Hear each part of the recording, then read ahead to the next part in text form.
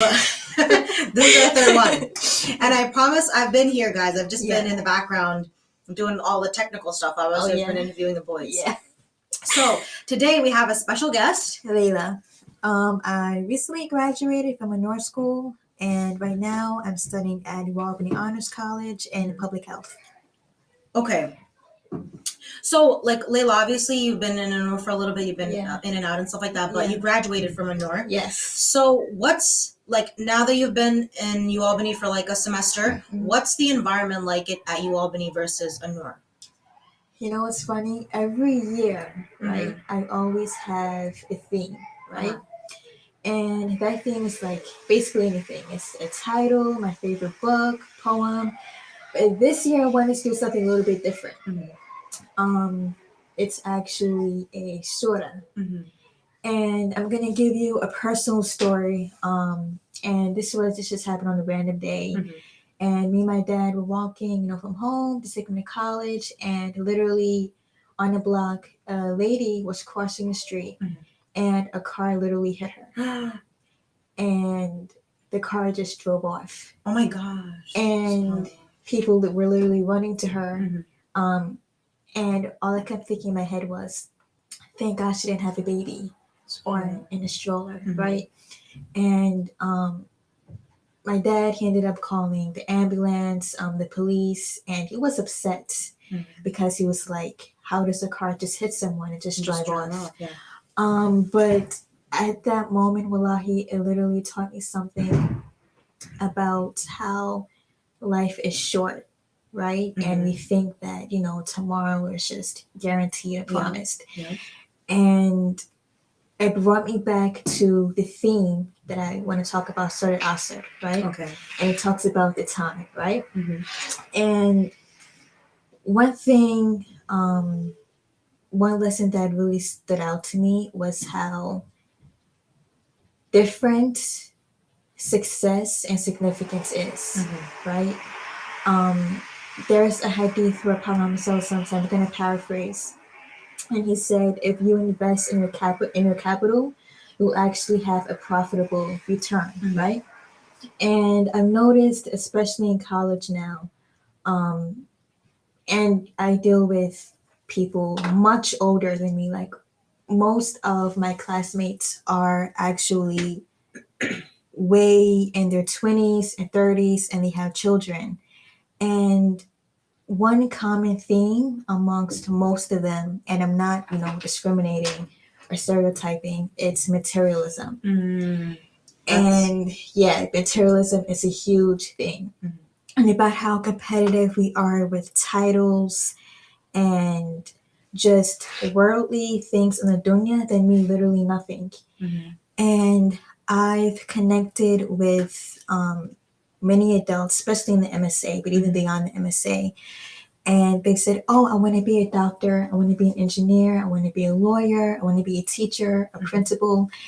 And one huge transition for me was actually forcing myself to have a certain level of humility, where it's like, no matter what title or position you have, wallahi, if you're not using it to benefit the community, it means nothing. That's true. That's absolutely true. It means absolutely nothing, right? We can talk about so many different levels, and a lot of times, unfortunately, and I have to be honest, another transition was often hearing, even amongst classmates, complaining about how our communities are lacking in so many different areas. But have we ever self-reflected or try to do something to change exactly have you ever self-reflected on how we ourselves might be lacking, right? And that's one thing that sort of also taught me, that we can literally think that we're gaining every day, but actually we're losing, right? If we're not using our time wisely. And so that's one transition that I had to get used to. So you feel like environment wise and people wise, it's the mentality that changed for you? Yes. Okay. So it's the mentality of the people that were surrounded around you. Okay. Most definitely. Okay. SubhanAllah, that's Thank you, Layla. That's a very valuable lesson for all of us, to remind ourselves continuously that we need to remember that tomorrow is not guaranteed, and don't take advantage of the time, but instead take advantage of it to do good, right? So how, now on that same note, since we're talking about the same idea, how did Annur help you prepare, like mentally? Do you feel like, how did it help you mentally, spiritually, or how did it help you academically? Either or, if you want to do one and then answer the other. That's a loaded question. Let me break it down for you. So let's start with the first one. How did it help you prepare yourself spiritually? I would say Islamic identity. A lot of people who know me, I've been homeschooled, like basically my entire life until 10th grade. And just having that, strong foundation of, Islamic values and morals and principles. But really, I feel like, especially in today's society, a lot of us underestimate the value of Islamic education and Islamic schools. So really, being in an Islamic environment in a Muslim school really enabled me to have even further build on a much stronger Islamic foundation, especially to really strategic helped me with my extracurriculars.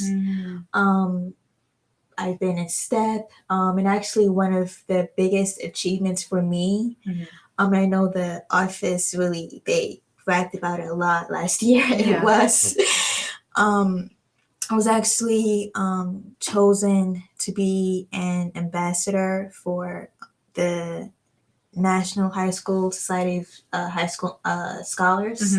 And when I printed out the certificate, my mom gave the certificate to the office.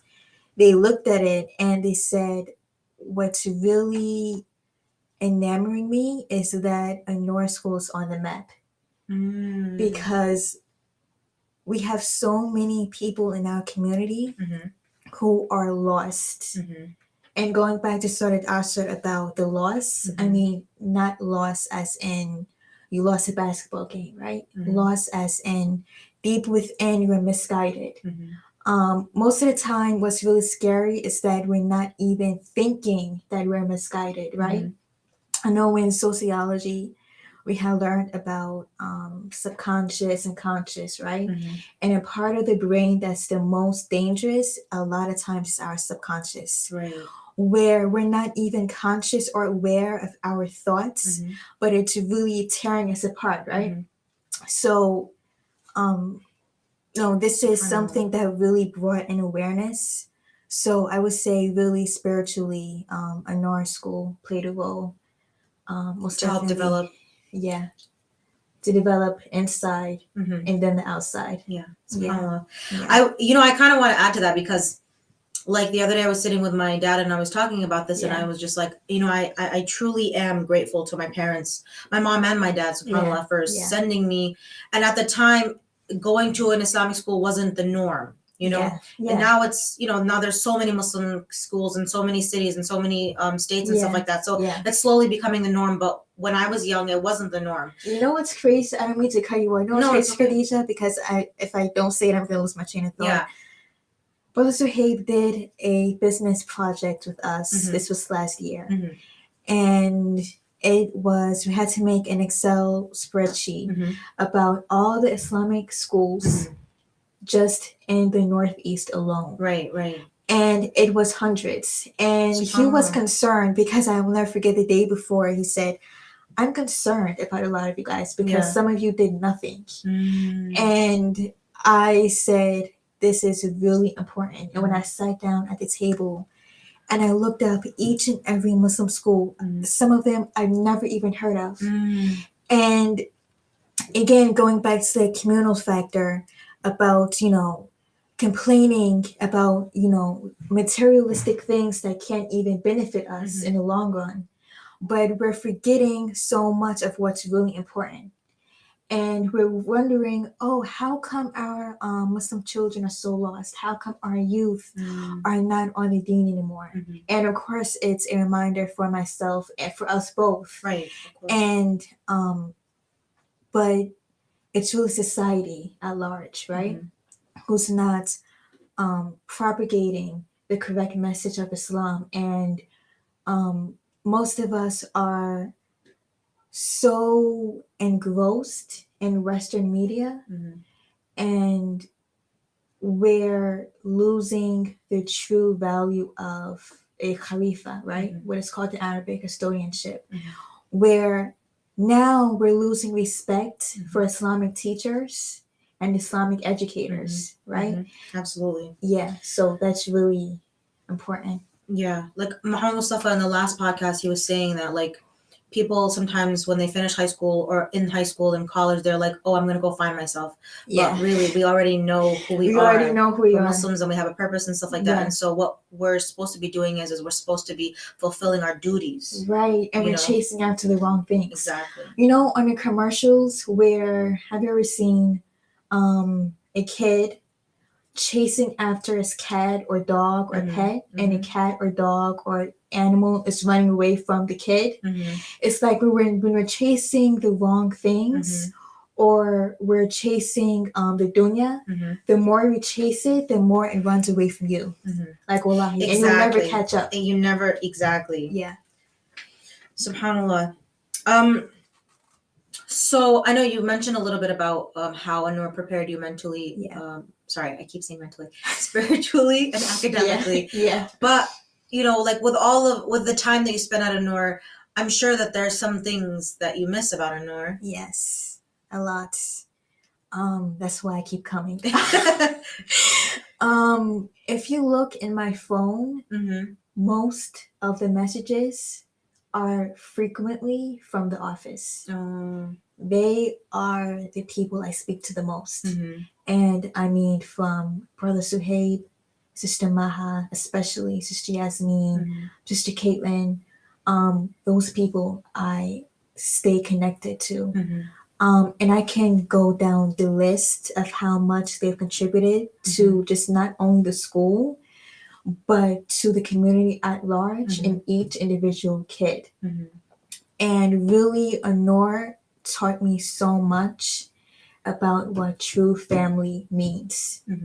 And of course, when we self-reflect, we can always refer back to the story of the prophets, right? You know, we have Prophet Anna, Prophet Noah, and so many people, so many prophets whose own children and even spouses turned against them, right? When times got tough. Yep.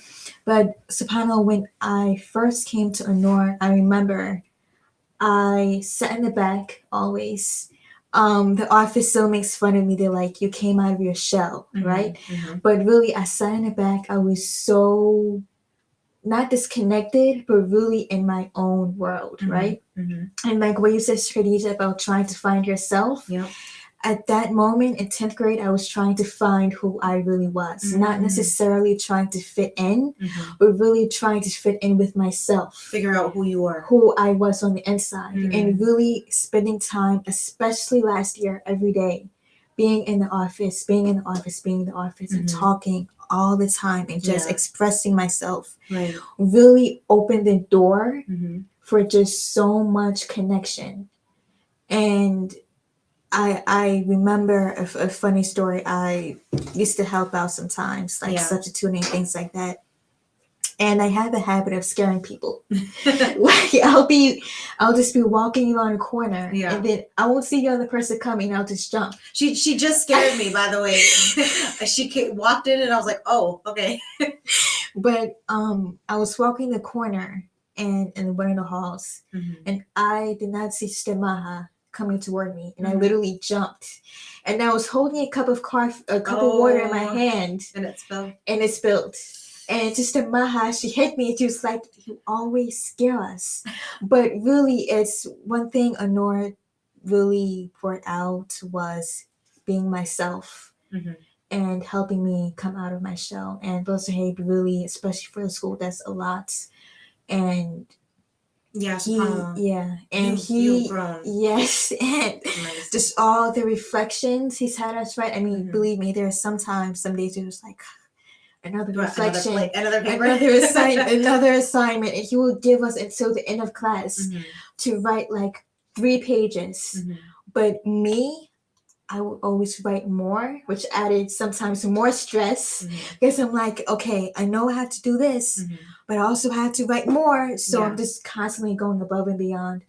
But really, really, Annur taught me true family. So they're the ones that I speak to the most. That's, I left for a couple of years, but I knew I had to come back to Annur because I missed what being in a family was like, working with a family, and so subhanAllah, Annur truly encompasses that. And so Layla, for the last question that we have, what if you have any advice for the youth that's out there, what would you tell them? Patience. Ooh, that's a good one. I have to admit, patience is something I even struggle with half the time. Even Ditto. my mom, yes. But even my mom sometimes just like, you have to be patient. You have to be patient. It will come to you. You have to be patient, right?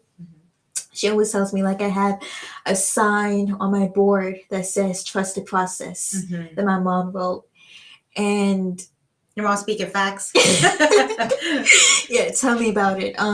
But really, one thing my mother, well, especially my father, he told me 3 things in picking a career or anything you want to achieve in life. You have to have.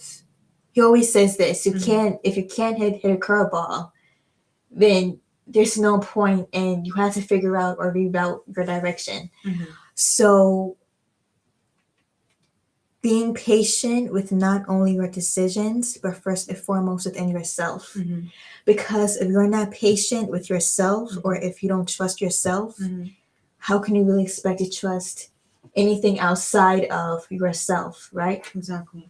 And one thing that patience comes with is being patient with Allah, and knowing first and foremost that if it doesn't come to you right away, knowing that Allah is the best of planners, and eventually His timing is always perfect, right? That's amazing. And that's a true definition of Islam, right? Yeah. So people think, oh, Islam means peace, so that's like the most generic term, but really peace encompasses every single thing.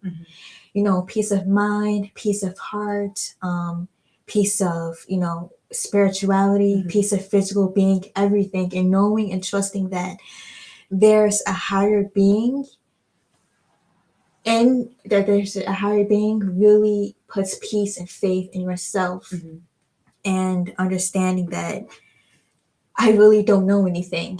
That my creator really knows everything, and he's in control of everything. Right? And that really humbles you. It really brings a sense of humility. SubhanAllah. So yeah, thank you, Layla. Thank you so much for coming on here and talking to us about your experiences and what you've been going through, and inshallah it continues to get better for you. Inshallah.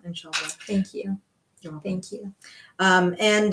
Guys, thank you for watching. Don't forget to like, subscribe, and share our video, inshallah, and stay tuned for our next episode, inshallah, episode number 4. Layla, do you have any last remarks? Like, subscribe. Thank you. Thank you. Okay, guys. Assalamu alaikum. Assalamu alaikum.